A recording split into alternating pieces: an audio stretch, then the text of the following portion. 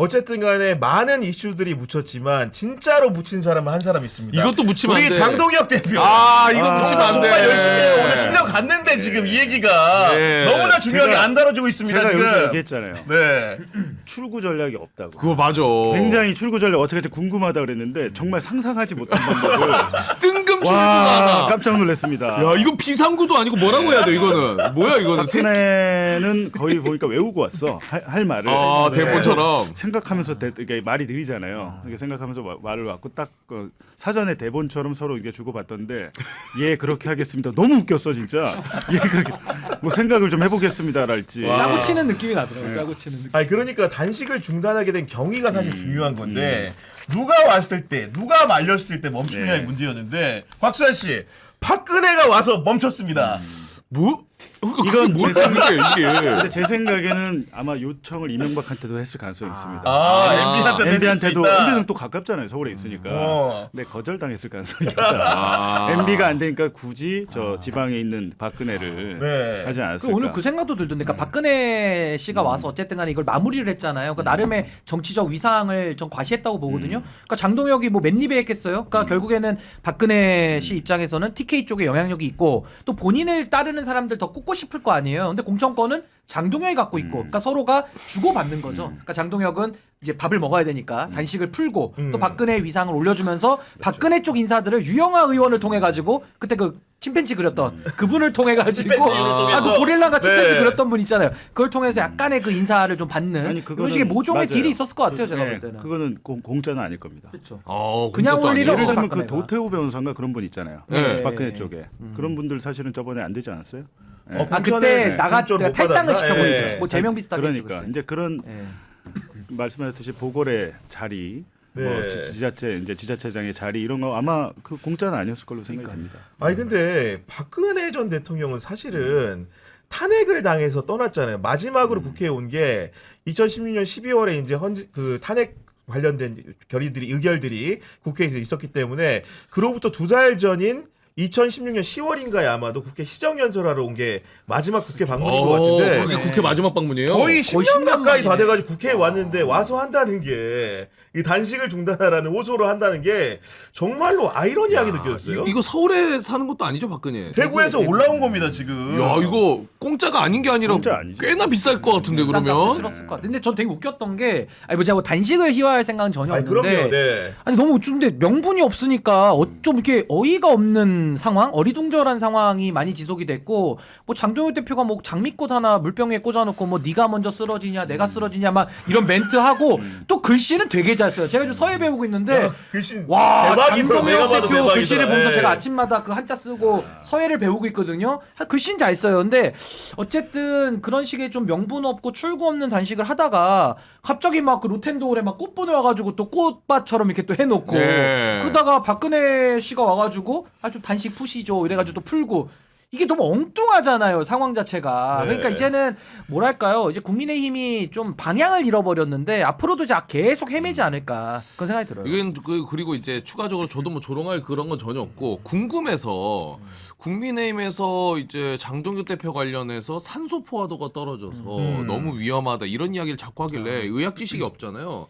제 지인이 또 응급실에서 일을 합니다. 그래서 물어봤어요. 야, 정확하게. 아니 이게 단식이랑 그 산소 포화도가 어느 정도 연관성이 있나? 네. 그랬더니 바로 갸우뚱을 때리면서 그 산소 포화도가 떨어지는 경우는 누군가 환자가 혼절해서 의식이 없을 때나 이럴 때 주로 떨어지지 단식의 연관성은 자기는 잘 모르겠다라고 이야기를 하더라고요. 그런 말을 아니, 근데 하였다. 또 뭐 네. 사람마다 또 체질이라는 게 또 그렇죠, 네. 있으니까 아니 뭐 산소가 떨어질 수는 있는데 그럼 왜 산소를 떨어뜨리냐는 거예요. 드시면 식사 되지. 잘 하시고 예, 그렇지. 열심히 또 일하시면 되는 건데 굳이 본인이 명분 없이 밥 굶고 아니 뭐 우리가 뭐 어릴 때 뭐 투정 부리면서 부모님한테 뭐 아 나 밥 안 먹어 이러면서 좀 앙탈 부릴 땐 있었어요. 저도 어릴 때. 근데 그게 지금 뭐 다 정치하면서 아니, 근데 국가를 위해서 일하는데 이렇게 하면 해도 저 됩니까? 진짜? 그만해야겠다라고 생각한 건 아마 이만희 교주 녹음 파일 나오면서인 것 같아요. 왜냐하면 그거는 못 막죠. 이제 녹음 파일이 나와버렸잖아요. 당사자의 네. 신천지 특검 어떻게 막습니까? 지금은 신천지 네. 특검은 막을 수가 없는 그러니까 상황이죠. 통일교 네. 신천지 특검을 할 수밖에 없는 게 당사자 녹음 파일 나왔는데 더 이상 뭐가 필요해? 여론이.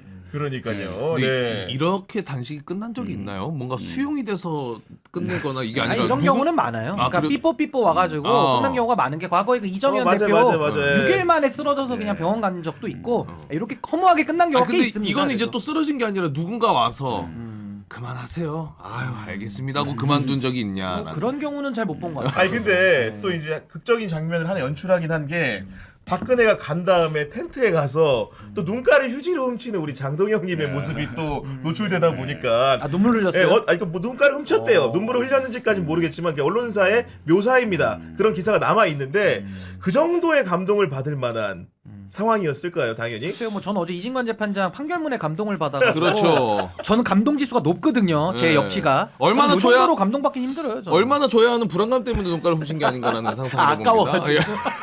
아니 그리고 누군가는 이런 표현을 하던데 역시 엔딩 요정은 박근혜였다. 단식 엔딩 요정이 박근혜였다고 얘기를 하면서 희한하네. 오히려 이게 보수에 어떤 각인 효과가 있냐면은 지금 극우 아스팔트 세력 같은 경우에는 박근혜도 억울하게 물러나게 됐다 이런 인식이 있는 데다가 윤어게인도 마찬가지잖아요. 그러면 어떻게 되냐?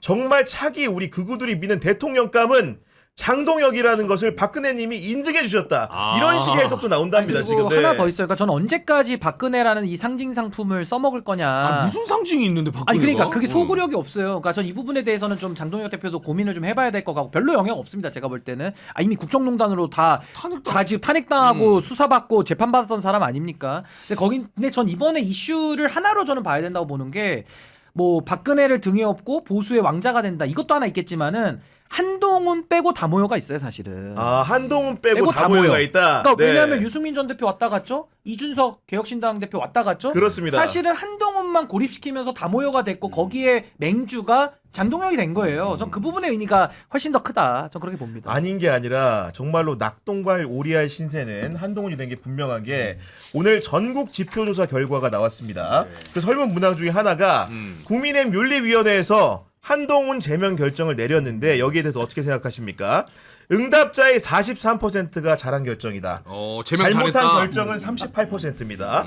5%포인트 국민 여론조사에서 잘한 결정이라는 의견이 우세했고 이걸 국민의힘 지지층으로 좁히면 잘한 결정이다가 53%가 나왔습니다. 그러면 장동영의 단식을 통해서 한동훈은 완벽하게 고립된 건 맞습니다, 지금. 아니 실제로도 텐트에 못 왔잖아요. 그러니까 뭐 역설적이게도 텐트에 다 모인 사람들이 요 신천지 관련된 특검에다 수사 대상자이긴 해요. 맞아요. 역설적이게도. 근데 한동훈 전 대표는 뭐 연관은 없어서 안 갔나 싶기도 한데 결론적으로는 지금 여론조사 지표도 한동훈 전 대표에게는 그렇게 우호적이진 않아요. 그러니까 국민의힘이 저런 식으로까지 반민주적인 폭거를 지금 하고 있는데도 불구하고 네. 한동훈 전 대표가 여론의 힘을 못 얻고 있다라는 것은 국민의힘도 엉망진창이고 한동훈 전 대표는 더 엉망진창이라는 평가를 지금 객관적으로 받고 있거든요. 그러니까 이 부분에 대해서는 참 제가 늘 비유하는 얘기입니다만은 박명수 씨의 명곡 바보에게 바보가라는 노래가 늘 있어요. 제가 노래방 가면은 늘 부릅니다. 그거 네. 아주 그 발라드 은은하게 좋은데 가사 떠오르네요. 정말 바보에게 네. 바보가라는 노래가 생각날 정도로 참 지금 덤앤더머의 형국 아닌가 그런 생각이 들어요. 일단 이런 틈바구니에서 이준석 의원 같은 경우에는 외교 출장 중이었는데 귀국 일정을 당초보다 이틀 앞당겨가지고 어제 농성장을 찾았거든요. 그런 모습은 좀 어떻게 봐야 되겠습니까? 오늘 보니까 매블쇼에서 최욱 씨가 분석을 잘 하던데. 아 그래요. 최욱의 분석. 신천지 네. 특검을 하게 되면 국민의힘이 아작날 가능성이 높죠. 특히 이준석 당대표 때 2021년 지금 홍준표가 뭐라고 했습니까? 보니까 홍준표도 만났다며요. 이만희. 예. 만나서 내가 직접 들었다. 지금 이게 직접 들었대. 엉켜 있어, 뒤엉켜 있어 지금 완전히 뭔가. 뒤엉켜있는데 네. 불리한 얘기는 또 안 하고 있는 거거든. 아, 홍준표가. 홍준표가 일부만 얘기하고 있는 것 같은데 제 생각에는 2021년 이준석이 당대표 했을 때 그때가 참 중요해 보인다라는 거죠. 왜냐하면 그때 당시에 이제 당비를 아마 한 달만 내고 바로 투표했죠. 저게 당비 납부 그 1,000원으로. 당원제를 했습니다. 네, 1,000원짜리 당원. 그러니까. 당비 납부 네. 당원제를 그리고 만든 거. 당원이 급증한 가운데 그 당원 50만 당원 리스트가 유출이 됐잖아요. 네. 유출이 돼가지고 명태균 손에 들어가고 이상하게 그리고 대선 후보를 정하는데 홍준표 후보가 일반 국민에서 압도적으로 앞섰는데 당원 ARS 조사 뒤집혔거든. 저는 그거 옛날부터 이거 후보 바꿔치기라. 전 명태균 게이트 작년 1월 보도할 때부터 그 얘기했어요. 애당초부터 그렇게 이거 후보 하셨구나. 바꿔치기 의혹이 네. 있다. 근데 문제는 검증하기가 어려운 게 그렇게 막 조작질을 해놓으면 여의도 연구원에서 그 관련 자료를 다 바로바로 없애버린대요. 선거 끝나면. 그러니까 그걸 밝히기는 어려울 텐데 명태균과 지상욱 여의도 연구원장이 계속 가까웠던 점, 그리고 이준석이 당대표 됐는데 지상욱 여의도 연구원장을 교체를 안 했습니다. 맞아요. 별로 서로 안 친해요. 맞아요. 교체를 안 한 이유가 뭘까요? 김종인, 명태균, 이준석 이렇게 삼각 커넥션이 있었던 거고 당시에 신천지가 대거 입당. 그러니까 저는 홍준표 주장이 맞을 거라고 보는데 그렇게 되면 이준석 어떻게 되죠? 당 대표 특검 수사를 하면? 당시에 책임자이기 때문에 지금 이로써 명태균 게이트로 아직 기소 안 됐죠. 안 됐는데 신천지 특검하면 이준석도 수사받을 가능성이 높죠. 네. 그리고 요거는 권성동 당시 의원이 사무총장을 했던 거 아마 그래요. 그때 윤석열 캠프에서도 활동을 했던 분인데 그분이 방송 나와서 이미 자백을 했어요. 뭐 19만 명이 들어와서 윤석열 후보가 이길 수 있었다 이런 얘기를 막 자기가 해요. 당원의 신규 당원 유입이 실제로 그러니까 그때는 네. 자랑한 거죠. 아 윤석열 인기가 좋으니까 당원이 많이 들어왔습니다. 이 얘기를 한 거고 사실 그 제도를 만든 게 이준석 대표이기 그래. 때문에 네. 그게 딱 결합을 시키면 이준석의 제도 변경, 권성동의 자백 이런 수사가 이거는 급물살을 탈 수밖에 없는 거예요. 이준석도 홍준표가 될 것 같으니까 만약에 작업을 쳤다면 이준석은 자유로울 수 없죠.